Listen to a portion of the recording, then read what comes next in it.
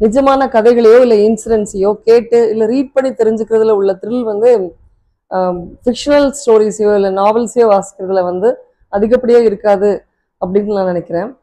இந்த லைனில் பார்த்தா டாக்டர் பிரையன் வைஸோட இன்னொரு புக்கை வந்து நான் பாயிண்ட் அவுட் பண்ணலாம். ஒன்லி லவ் இஸ் ரியல், அன்பே உண்மையானது. That is the meaning of this book. இது வந்து ஆக்சுவலாக நாவல் அப்படின்னு நான் வந்து சொல்ல முடியாது. ஏன்னா அவருடைய கிளினிக்கல் எக்ஸ்பீரியன்ஸ் அதை வந்து அவர் ஃபிக்ஷனல் நேம்ஸ் கொடுத்து இன்சிடென்ட்ஸை நரேட் பண்ணுறாரு. டாக்டர் பிரையன் வைஸ் வந்து மெனி லைஃப்ஸ் மெனி மாஸ்டர்ஸோட ஆத்தரும் கூட. இந்த புக்லேயுமே வந்து அவர் ஒரு ரிமார்க்கபிள் டிஸ்கவரியை தான் வந்து பாயிண்ட் அவுட் பண்ணுறாரு. எப்படி அப்படின்னு சொன்னால், பாஸ்ட் லைஃப்ஸை வந்து ஒவ்வொருத்தரும் ரிவீல் பண்ணுறப்ப அந்த பேஷண்ட்ஸ்குள்ளே வந்து இவர் கனெக்ஷன் கண்டுபிடிக்கிறாரு. எப்படி அப்படின்னு சொன்னால், எலிசபெத் அப்படின்ற பேஷண்ட் வந்து இவர்கிட்ட வராங்க. இவர்கிட்ட அவங்களுக்கு ஒரு சின்ன ஒரு சைக்கலாஜிக்கல் இஷ்யூ.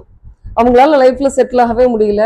எந்த மென்ன பார்த்தாலும் அவங்களுக்கு வந்து ஒரு நம்பிக்கை வர மாட்டேங்குது, டவுட்ஃபுல்லாகவே இருக்கு.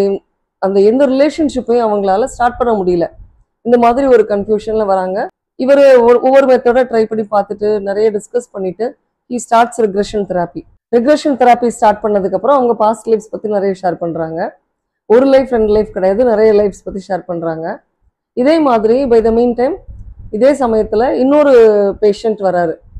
அவருக்கு வந்து டாக்டர் பிரையன் வைஸ் பெட்ரோ அப்படின்னு நேம் கொடுத்துருக்கிறாரு. அவருக்கு ஏதோ ஒரு மைனர் சைக்கலாஜிக்கல் இஷ்யூ.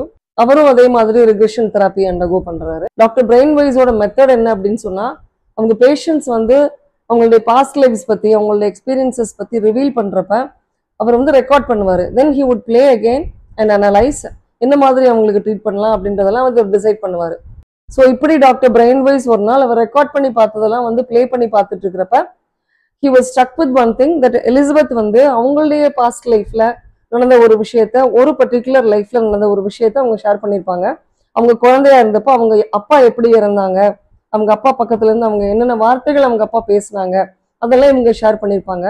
அண்ட் அதே விஷயத்த பெட்ரோ வந்து when he was in one of his life times ஒரு பாஸ்ட் லைஃப் ஸ்டோரி ஷேர் பண்றப்ப அவர் அதே வேர்ட்ஸை அதே எக்ஸ்பீரியன்ஸை he was in the male part and he shared. அப்போ அதை வந்து இவர் கேட்டுட்டு he was very surprised. So he thought about it again. இவங்க 2 பேருக்கும் கனெக்ஷன் இருக்குமா அப்படின்றத வந்து அவர் கண்டுபிடிக்கணும் அப்படின்னு நினைக்கிறாரு. ஸோ தனித்தனியாகவே முதல்ல செஷன்ஸ் வைக்கிறாரு. அப்புறம் இவங்க 2 பேரையும் மீட் பண்ண வச்சு பார்த்தா என்ன அப்படின்னு சொல்லி இவருக்கு ஒரு ஐடியா வருது. ஆனால் ஒரே சமயத்தில் மீட் பண்ண வச்சோம் அப்படின்னு சொன்னால் அது எத்திக்ஸ் கிடையாது. ஒரு டாக்டராக வந்து பேஷண்ட்ஸ்குள்ள உள்ள சஸ்பென்ஸை, அவங்களுடைய ப்ராப்ளத்தை வந்து நம்ம இன்னொருத்தங்கிட்ட ரிவீல் பண்ணக்கூடாது அப்படின்றதுக்காக அவர் என்ன பண்ணுறாரு, ஒருத்தவங்களுக்கு அடுத்த செஷன் இம்மீடியட்டா வர்ற மாதிரி அரேஞ்ச் பண்றாரு. இவங்க வெளியே போகவும் அவர் உள்ள வர்ற மாதிரி மீட் பண்ற மாதிரிலாம் அரேஞ்ச் பண்ணிட்டு அவர் அப்சர்வ் பண்றாரு. ரொம்ப பெரிய ஒரு சிக்னல்லாம் அவருக்கு கிடைக்கல. ஸோ ஓகே, அவர் 2-3 தடவை ட்ரை பண்ணிட்டு விட்டுடுறாரு. இந்த இடத்துல தான் ஃபேட் வந்து அதனுடைய ரோலை பிளே பண்ணுது. 2 பேரும் ஏர்போர்ட்ல மீட் பண்றாங்க. ஒருத்தங்களுடைய பிளேன் வந்து டிலே ஆகுது, இன்னொருத்தவங்களுக்கு பிளேன் கேன்சல் ஆயிடுச்சு. ஸோ 2 பேருமே வந்து ஏர்போர்ட்ல வெயிட் பண்ணிட்டு இருக்காங்க. For about 2 to 3 hours wait பண்றாங்க. 2 பேரும் ஒருத்தர் பாக்குறாங்க, பரிச்சயமான ஃபேஸ் அப்படின்றனால. But they avert. ஆனா பெட்ரோக்கு வந்து he has a strong compulsion that he has to go and talk with her. வந்து பேசுறாரு.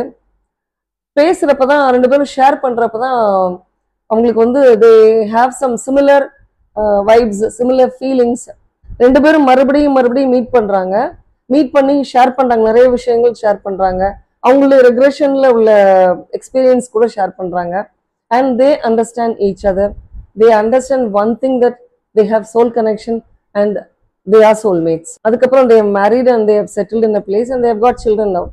அவங்க கல்யாணம் பண்ணிக்கிட்டதுக்கு அப்புறம் they call doctor Brian Weiss and they inform him about their meeting and all that happened. He was really surprised. It is another story that has been proved.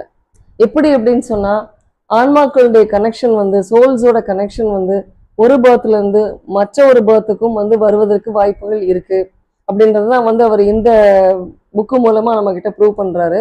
அதே role தான் நம்ம play பண்ணணும்னு அவசியம் இல்லை. அப்பாவா இருந்தா அப்பாவாவே தான் இருக்கணும்னு அவசியம் இல்லை. தம்பியாவோ தங்கச்சியாவோ இருந்தா அதே ரோல் தான் எடுத்துக்கணும்னு அவசியம் கிடையாது. It depends on the souls. இந்த புக்கு மூலமா நம்ம தெரிஞ்சுக்கக்கூடிய ஒரு முக்கியமான விஷயம் என்ன அப்படின்னு சொன்னா, அன்பு மட்டும்தான் நிலையானது, உண்மையானது.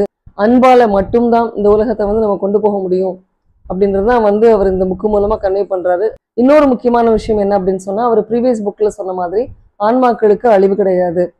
நாம் மறுபடி பிறக்கிறோம். இன்னும் பல ஆயிரம் ஆண்டுகள் ஆனாலும் கூட இதே ஆன்மா திரும்பவும் பிறக்கும். ஸோ இட் இஸ் இட்டர்னல் அப்படின்றதான் வந்து அவர் கன்வே பண்ற இன்னொரு ட்ரூத்.